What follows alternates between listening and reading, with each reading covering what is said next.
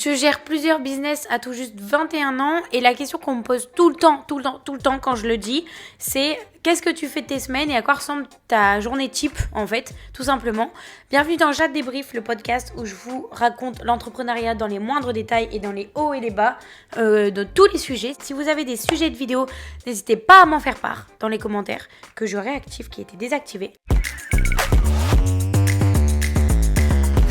Aujourd'hui, du coup, on va parler vraiment de ma semaine type et je vais tout d'abord vous parler un petit peu de quel business j'ai développé parce que vous pouvez pas comprendre mes journées si je vous dis pas ce que je fais dans la vie, théoriquement. J'ai développé, en fait, le premier la première entreprise que j'ai faite, c'est une entreprise de personnalisation de vêtements. Donc j'ai juste repris une entreprise qui liquidait, j'ai repris tout son fonds de commerce, on va dire, un petit peu. J'avais 18 ans quand je l'ai reprise et c'est de là que ça a commencé vraiment dans l'entrepreneuriat dur et pur. J'ai du coup en parallèle de mon BTS, je faisais du coup cette entreprise où je la développais petit à petit. Donc vraiment ça a été de la recréer de A à Z parce que c'était vraiment une entreprise qui n'existait pas. Donc trouver le nom, la créer administrativement, trouver les clients, trouver les process parce que en fait c'est de la broderie de vêtements, de la personnalisation de vêtements. Donc c'est vraiment des choses avec des points techniques qu'il faut apprendre dessus. Donc ça c'était très dur. Je me rappelle que j'en ai chié mais de tous les noms. J'ai mis réellement 1 an, j'ai mis 2 ans à ce que l'entreprise tourne et auquel j'ai pu me détacher. Donc là, ça fait 3 ans qu'elle existe et j'ai actuellement pu me détacher de cette entreprise parce que j'ai 2 salariés dedans. Et j'ai aussi un associé, du coup, je pense que vous nous avez vu sur les réseaux sociaux, c'est un coup de com'. Donc on est 2 à gérer cette entreprise et on a chacun nos tâches. Donc c'est beaucoup plus facile que les autres que je gère parce qu'on est 2. Et vraiment, il y a une personne qui gère tout ce qui est un peu relation client. Et moi, à l'époque, je gérais la production de vêtements et j'ai trouvé quelqu'un qui a pris ma place parce que quand j'ai ouvert mon premier restaurant, je n'ai pu continuer la production de vêtements, donc j'ai dû trouver quelqu'un à ma place et depuis que ça fait 8 mois à peu près que je me suis détachée de cette entreprise, donc je suis toujours dedans, je fais beaucoup les comptes, tout ce qui est les factures, les salaires, les problèmes avec les impôts ou des problèmes salariales, des problèmes avec la compta, c'est moi qui gère toute cette partie et mon associé gère vraiment l'autre partie, le côté relation client et former les salariés. Parce que du coup maintenant notre but c'est vraiment de se détacher de ça, qu'on ait des salariés qui gèrent, que nous on soit quand même visible un peu sur les réseaux à faire nos vidéos, mais principalement nous on se détache de ça pour développer d'autres business, c'est hyper important. C'est important d'avoir toujours un pied dedans, mais de savoir déléguer. Mais donc j'ai ce business là de personnalisation de vêtements, donc broderie, flocage et de la imprimante textile et du coup des PLV aussi, je fais de l'impression sur des PLV. Ensuite, j'ai ouvert une franchise de restauration rapide il y a maintenant 8 mois que j'ai ouvert en 2025. Donc j'ai cette franchise-là où ça, je ne peux pas tout déléguer du tout. J'ai 7 salariés qui font de la production, de l'hygiène, du management, de tout. J'ai des responsables dedans, j'ai des managers, des assistants, des employés. Et moi, en haut, ce que je vais dire plus tard ce que je ne délègue pas. Mais principalement, voilà, j'ai ce restaurant. Et ensuite, j'ai tout ce qui est du coup, ce que je regroupe dans une EI à peu près. Donc tout ce qui va être, j'ai des réseaux sociaux quand même. Je fais des vidéos sur TikTok, donc enfin ça... Je peux pas dire ça me prend du temps, etc. Mais bon, ça me prend quand même 1 heure par jour. Donc il faut que je le cale dans ma journée. Tu vois, quand t'as fini ta journée de... quand j'ai fini ma journée de mes sociétés... après je fais ça et c'est quand même un boulot à part parce que monter les vidéos, les poster, faire les descriptions et tout et enfin etc. Donc c'est quand même un peu chiant des fois, mais c'est cool. Je vais pas râler là-dessus. Donc j'ai cette EI, en fait c'est une auto-entreprise, c'est pas une société, et ça regroupe du coup TikTok, ça regroupe les distributeurs parce que j'ai des distributeurs, ça regroupe mes e-books. J'ai développé un site internet où je vends des formations sur les distributeurs automatiques. D'ailleurs, n'hésitez pas, c'est sur jfdistrib.fr. Ça marche super bien et les gens sont très contents. Et après, j'essaye de développer aussi des stickers. Là, j'ai développé un marketplace où on peut acheter des produits un peu en tant que grossiste. En fait, je suis un peu grossiste où j'achète en gros et moi, je revends un peu en détail. Donc, je revends en gros, mais pas énorme. Parce qu'en fait, en France, j'ai repéré un point qui est vraiment néfaste. C'est que tu peux pas acheter pour moins de 1000 euros et avec des produits qui sont pas souvent top, avec des DLC, enfin des dates qui sont courtes. Donc, j'ai pris tous ces problèmes-là et moi, j'ai créé une entreprise qui fait que j'ai pas tous ces problèmes pour les clients. Enfin bref, j'en parlerai plus en détail, mais du coup, j'ai cette œil-là qui reprend ça et qui reprend les réseaux sociaux, quoi. Je crois que j'ai fait le tour. Et après, là, je suis en train d'acheter un bâtiment que je vais louer. Donc, ça va être la location, enfin, ça va être de l'immobilier. Là, je développe de l'immobilier un petit peu. Et voilà. Mais mes projets, j'en parlerai plus tard dans d'autres vidéos parce que j'ai d'autres sujets de vidéos. Ensuite, un gros sujet, ce que je peux et ce que je ne peux pas déléguer. Parce que bien sûr, dans chacune de mes sociétés, que ce soit de la restauration ou de la personnalisation de vêtements, enfin du commerce de détail en vêtements, il y a des choses que je peux déléguer, comme la production, donc la production de ma nourriture et la production des vêtements, ça je peux déléguer, donc c'est des salariés qui font les produits, mais ce que je ne peux pas déléguer, c'est réellement tout le côté... Enfin, le côté comptabilité, je pourrais le déléguer à ma comptable parce qu'en fait, on a une comptable interne pour tous les différents business qu'on a. C'est important d'avoir une comptable interne parce que en fait, un cabinet comptable, c'est bien pour faire tes bilans. Enfin, c'est obligatoire dans tous les cas. Tu ne peux pas... Enfin, t'as pas les compétences pour faire un bilan comptable. Et même si tu avais les compétences, tu n'aurais pas la qualification ou... Enfin, légalement, tu ne pourrais pas le faire. C'est vraiment un cabinet comptable qui doit le faire. Mais... tu ne peux pas tout donner à ton cabinet comptable, ton expert comptable. Là, je parle pas de mon expert comptable. Enfin, là, je parle de l'expert comptable, mais je veux dire, je ne peux pas déléguer... Enfin, je pourrais déléguer à ma comptable interne, pas à mon expert comptable. Mon expert comptable, avant, il faisait tout le social, donc les payes, etc., enfin, les bulletins de paie. Mais maintenant, je l'ai donné à une comptable interne qu'on a recrutée et qui travaille vraiment pour nous et pas pour un cabinet, donc pour plusieurs clients. Parce que les gros défauts des cabinets comptables, des experts comptables, c'est qu'ils ont tellement de clients que toi, tu passes un peu à la trappe quand tu as des questions ou quand tu as des choses à faire qui sont hyper importantes ou que tu as des documents à donner à tes salariés qui te réclame vraiment rapidement, ton expert comptable il a tellement de clients que t'es pas sa priorité. Donc ça c'est la première chose que j'ai déléguée quand j'ai commencé à avoir 3 sociétés et maintenant on en a beaucoup plus et donc c'est important d'en avoir une interne parce que du coup c'est chaque société qui la paye donc ton coût est quand même diminué même si c'est un coût par rapport au cabinet d'experts comptables c'est un coût vraiment moindre. Donc si je peux vous le conseiller c'est vraiment génial. Mais voilà, ce que je pourrais déléguer, c'est un peu la compta, mais quand même, j'aime avoir le contrôle dessus pour voir un peu mes dépenses, pour voir ce que je dépense trop et pas trop, pour voir ma rentabilité. Et la rentabilité, c'est hyper important. Ça, tu ne peux pas la déléguer. Tu pourrais le faire par ton comptable et encore, moi, je trouve que c'est important de garder un œil sur tes comptes, sur ce que tu dépenses de trop, ce que tu pourrais économiser, etc. C'est hyper important. Donc, je gère vraiment toute la rentabilité, de remonter à mes salariés et à mes responsables, attention, là vous consommez trop, là il y a trop de salariés, là il y a trop de clients qui sont mécontents, donc ça joue sur tes coûts, etc.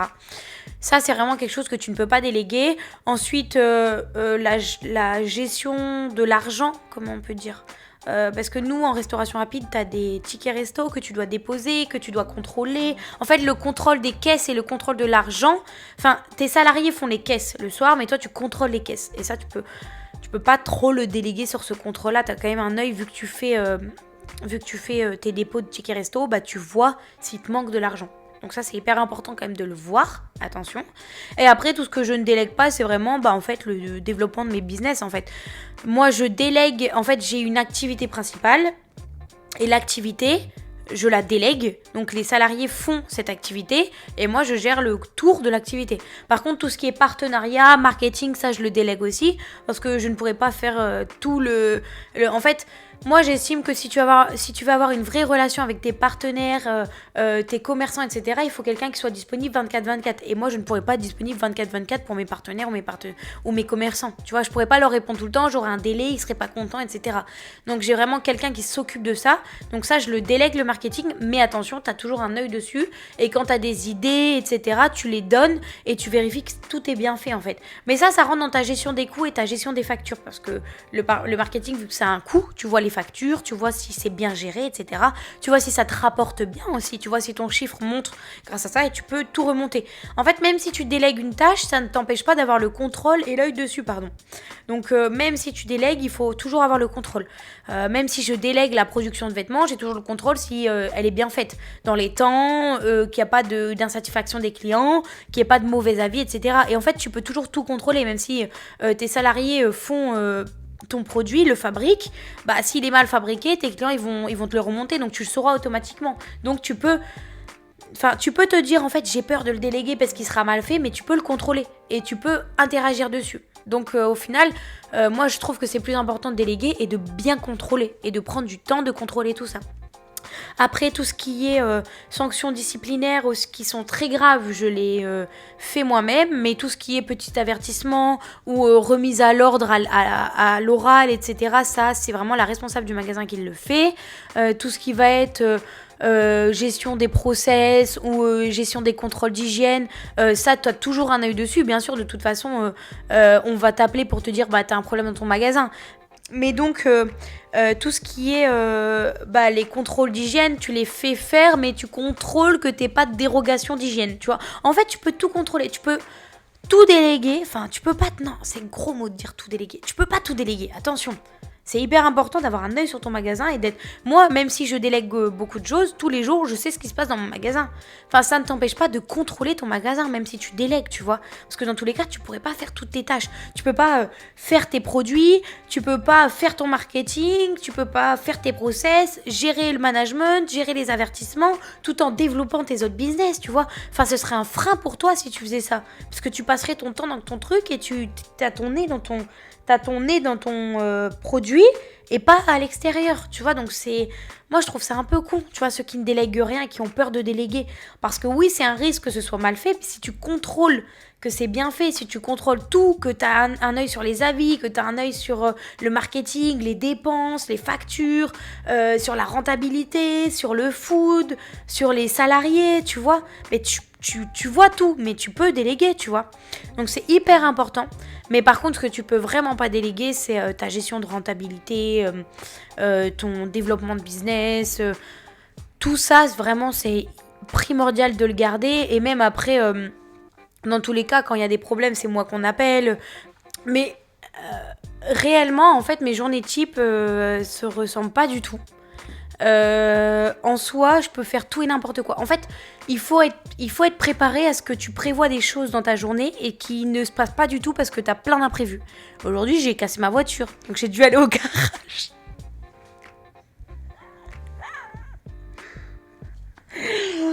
Et j'ai passé 2 heures à courir à droite à gauche au garage, quoi, tu vois.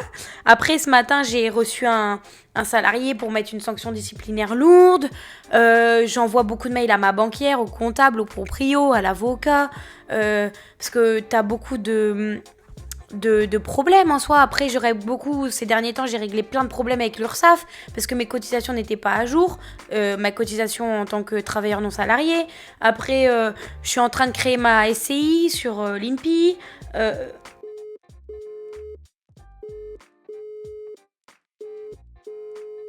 Voilà ce que je fais de mes journées. En fait, vraiment, mon gros mot, c'est que je fais plein de choses imprévues. J'ai prévu, aujourd'hui, tu vois, j'ai prévu de filmer 3 podcasts, faire 10 vidéos TikTok et finir ma TVA. J'ai rien fait de tout ça, tu vois. Parce que j'ai couru à droite à gauche et j'ai commencé à faire mes podcasts à 16h. Donc, en fait, mes journées ne se ressemblent pas du tout. Mais, mot d'ordre, je promène mon chien tous les jours. Ça se ressemble. Tous les jours, il a droit à sa petite balade. Et j'essaye de faire du sport. Et ça, c'est pas évident quand tu dois bosser le soir, le midi, l'après-midi et le matin.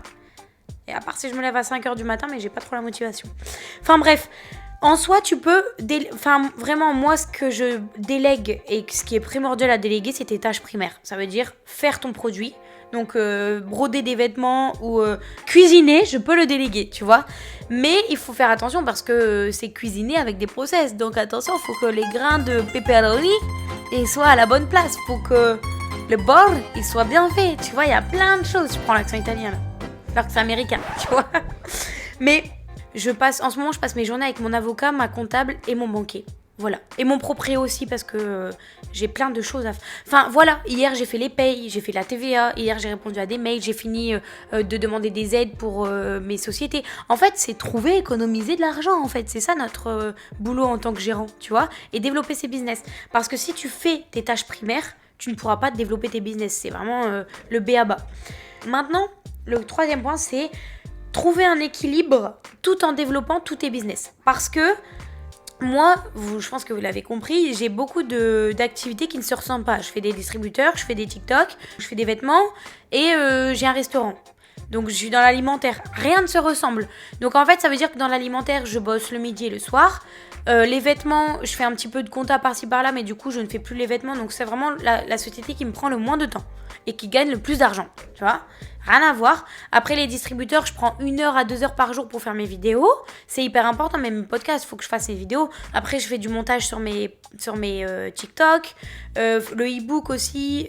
Du coup, là, il faut que j'envoie des commandes par rapport au marketplace. Enfin, en fait, mes activités ne se ressemblent pas. Du coup, il faut que je trouve l'équilibre entre caler la restauration là où c'est les heures les plus importantes et caler les vêtements là où la comptable me répond, donc ça veut dire le matin et un petit peu en début d'après-midi, caler les TikTok le soir à 18h.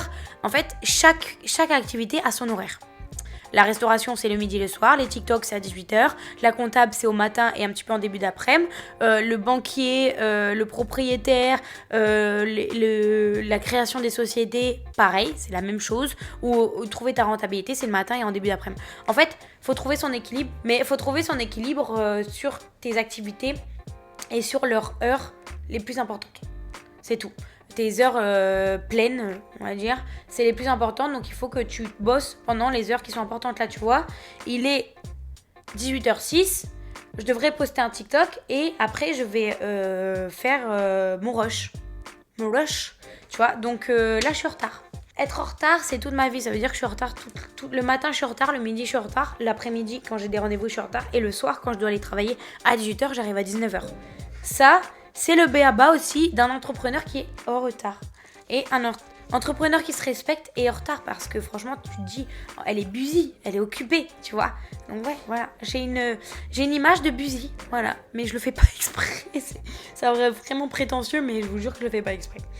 4e point, il faut juste que tu trouves ton organisation qui te correspond. Tout simplement. Si toi, tu préfères travailler à 5h du matin, tu travailles à 5h du matin. Si tu préfères travailler jusqu'à minuit, tu travailles jusqu'à minuit, tu te lèves à 10h. Tu vois ? Mais moi, je dis toujours qu'il ne faut pas forcément compter ces heures, que ce soit positif ou négatif. Ça veut dire que tu as travaillé que 2 heures dans ta journée, mais si les 2 heures ont été hyper productives, te dis pas j'ai travaillé que 2 heures, tu vois. Et si au contrario t'as travaillé 10 heures mais que ça a été hyper en fait parce que t'as énormément de boulot mais au point catastrophique, ne compte pas non plus tes heures. En fait il faut vraiment que tu trouves ton organisation et pas que tu te blâmes non plus si tu fais pas assez d'heures, trop d'heures, etc. Tu vois, parce que moi j'estime que la qualité du travail ne se fait pas autant de travail. Si je pourrais être de ces employeurs qui te disent travaille que 2 heures par jour mais ton travail est fait, moi je le fais, tu vois. Je pars un peu de ce principe là. Beaucoup aussi. Mais après, dans la restauration, c'est différent. Puis il y a des heures pointées. Mais je suis vraiment de ce type d'employeur qui va te dire t'as travaillé que 2 heures, mais t'as fait tout ce que je t'ai demandé. Bon, et bien. Donc, c'est le principal. Tu vois.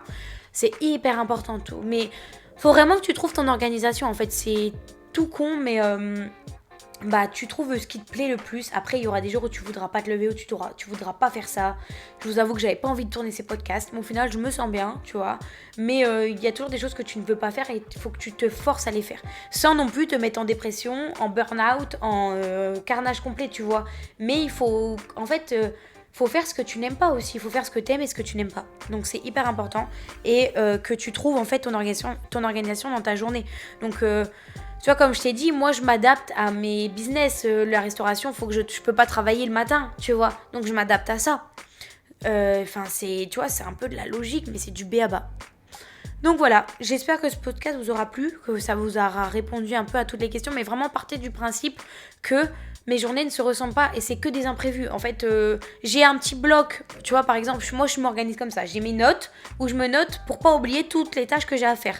Mais les tâches, je me les mets sur la semaine parce que je me dis pas jour par jour ce que je dois faire parce que j'ai tellement d'imprévus à la journée que si je me mets à la journée, je vais être déçue parce que je vais me dire après il y a des tâches qui sont primordiales que je dois faire tout de suite ou le lendemain maximum. Ça et c'est noté en rouge, tu vois. Mais moi je me fais semaine 1, semaine 2, semaine 3 et pendant la semaine, il faut que j'accomplisse mes tâches, etc. qui sont importantes et à laquelle j'ai des délais parce que quand tu es entrepreneur, tu as des délais. Tu as toujours une tâche que tu dois faire avant au moins une semaine, tu vois. Donc c'est ça qu'il faut te buter, il faut te caler dessus. Mais moi mon organisation, c'est de noter mes tâches que je dois faire la semaine et après par contre, je sais que la journée, j'ai plein d'imprévus. Demain, je me suis dit il faut que je fasse ci, il faut que je fasse ça, mais je sais même pas de quoi ma journée de demain est faite parce que je vais avoir plein d'appels, un appel ci, un appel là, je vais devoir aller là-bas, tu vois, c'est ma journée, elle se ressemble pas du tout et ma semaine, et c'est ça qui est bien aussi parce que si je veux partir en week-end, je pars en week-end, je décale ma semaine, tu vois, je fais un peu ce que je veux aussi, beaucoup. Donc ça c'est très très cool. C'est le bon côté de l'entrepreneur, c'est que si je veux demain je me dis bon je veux partir en Belgique, demain je pars en Belgique, je m'en fous. Mais faut avoir une conscience professionnelle aussi pour soi-même et se dire que moi je peux pas partir en vacances tant que j'ai pas fini mes tâches, tant que j'ai pas bouclé mon boulot. Ou que je sais que ma semaine où je vais être en vacances, elle va être organisée, que tout va bien se passer et que je vais quand même là à répondre au téléphone, je vais quand même être présente. Mais je peux pas partir sans que mon planning soit fait, sans que les tâches primordiales que j'avais à faire soient faites. Tu vois, là, je dois rendre ma TVA avant le 21. Même si je reviens le 20, moi je veux qu'elle soit finie avant la semaine prochaine. Donc ça c'est quelque chose d'hyper important, tu vois. Voilà, donc vraiment le but, partez du principe qu'il ne faut pas vous dire je fais ci, je fais ça tel jour parce que vous avez tellement d'imprévus que vous ne pourriez pas les faire mais vous calez à la semaine. Moi, je pars de ce principe-là et je vous avoue que ça fait 8 mois que je travaille comme ça parce que du coup depuis mon restaurant, toute mon organisation a changé. En fait, il faut se réadapter et du coup, je pars de ce principe-là et ça me va pour l'instant et j'ai trouvé un peu mon rythme. Donc, trouvez votre rythme, développez surtout partie du principe que vous déléguez les tâches primaires et vous développez votre business. Donc, vous faites de la rentabilité, etc., des factures, de la comptabilité, tout ce que vous voulez, mais vous développez votre business et vous déléguez les tâches primaires que vous pouvez déléguer. Voilà! J'espère que ça vous aura plu, n'hésitez pas à commenter et me dire surtout ce que vous voulez voir comme vidéo parce que c'est vrai que je vais arriver à court, je suis au 4e épisode et je suis déjà à court d'idées. Donc n'hésitez pas à me dire et moi je vous dis à la semaine prochaine pour un nouveau podcast et voilà. Ça c'était trop.